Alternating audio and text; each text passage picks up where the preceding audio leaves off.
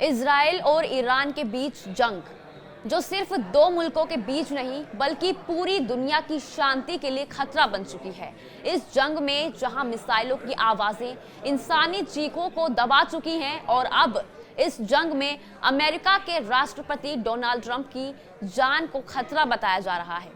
Netanyahu का दावा है कि ईरान ट्रंप को मारना चाहते हैं। जी हां, क्या ये जंग न्यूक्लियर युद्ध का ट्रिगर बनेगी? क्या तीसरे विश्व युद्ध की उल्टी गिनती शुरू हो चुकी है? चलिए आपको विस्तार से समझाते हैं। नमस्कार, स्वागत है आपका न्यूज़ 18 के डिजिटल प्लेटफॉर्म पर। मैं हूं आपके साथ ईशा खान।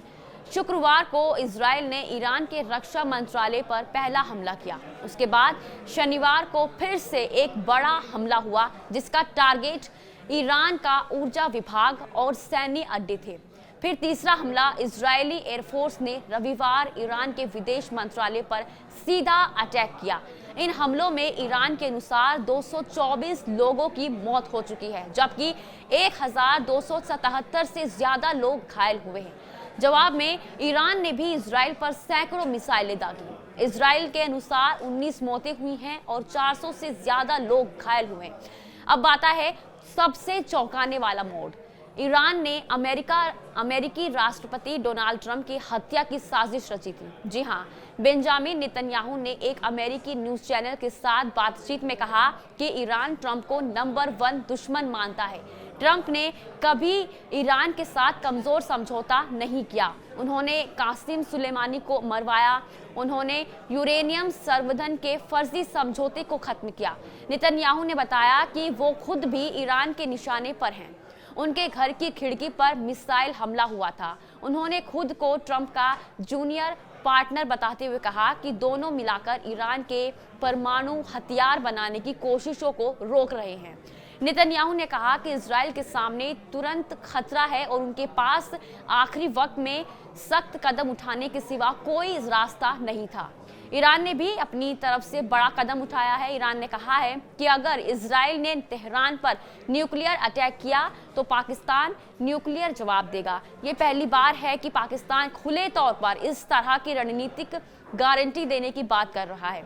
इसके साथ ही इससे साउथ एशिया भी इस जंग के रडार पर आ गया है। इजराइल ने अपनी सैन्य कार्रवाई को नाम दिया है ऑपरेशन राइजिंग लायन। इस ऑपरेशन के तहत ईरान की मिसाइल फैक्ट्रियां, रिफाइनरी और डिफेंस अड्डों को निशाना बनाया गया है। इजरायली पीएम का कहना है कि ये अब तक की सबसे बड़ी सैन्य कार्रवाई है। ईरान एक साल में 3,600, 3 साल में 10,000 और 26 साल में 20,000 बैलिस्टिक मिसाइलें बना सकता है। एक छोटा देश इजराइल इसे नहीं झेल सकता। वहीं ईरान पर आरोप है कि वे यूरेनियम संवर्धन करके परमाणु बम बनाने की कगार पर है। IAEA अंतर्राष्ट्रीय परमाणु ऊर्जा एजेंसी ने पहले ही चेताया था कि ईरान के पास 60% तक संवर्धित यूरेनियम है। परमाणु बम के लिए 90% पर्याप्त होता है। इसका मतलब है खतरा असली है। इजराइल की चिंता है कि एक बार परमाणु हथियार बन गया तो फिर कुछ नहीं किया जा सकता। वहीं डोनाल्ड ट्रंप ने अपने social media platform truth social पर लिखा, जैसे मैंने भारत पाकिस्तान में सीज फायर करवाया था, वैसे ही इजराइल और ईरान की जंग भी जल्द थमेगी। लेकिन सवाल यह है, क्या वाकई शांति की कोशिश है या 2024 के अमेरिकी चुनाव में वापसी की रणनीति? कई एक्सपर्ट्स का मानना है कि ट्रंप अब इस जंग को अपनी पॉलिटिकल अपील बढ़ाने के लिए इस्तेमाल कर सकते हैं। इससे पहले दावा किया गया था कि अमेरिका के राष्ट्रपति डोनाल्ड ट्रंप ने ईरान के सर्वोच्च नेता आयतुल्ला अली खामेनेई को मारने की इजराइल के प्लान को मंजूरी नहीं दी। योजना के बारे में जानकारी दिए जाने के बाद व्हाइट हाउस में इजरायली अधिकारियों को साफ कर दिया कि ट्रंप इजराइल द्वारा ये कदम उठाए जाने के खिलाफ है। हालांकि नेतन्याहू के प्रवक्ता उमर दोस्तरी ने खामेनेई की हत्या की इजरायली योजना की खबरों को फर्जी बताया है। इजराइल और ईरान के संघर्ष को आज चौथा दिन हो गया है। ईरान ने शिराज शहर से इजराइल पर बैलिस्टिक मिसाइलों की बौछार कर दी है। इजराइल के तेल अवीव, यरूशलेम, बेवर शेवा, हाइफा और दर्जनों अन्य शहरों में हवाई हमले के सायरन बज रहे हैं। सेना ने कहा है कि ईरानी मिसाइलों की बौछारों से इजराइल में कई जगहों पर हमला हुआ है। ईरान के हमलों के बाद हाइफा शहर में कई जगह पर भीषण आग भी देखी गई।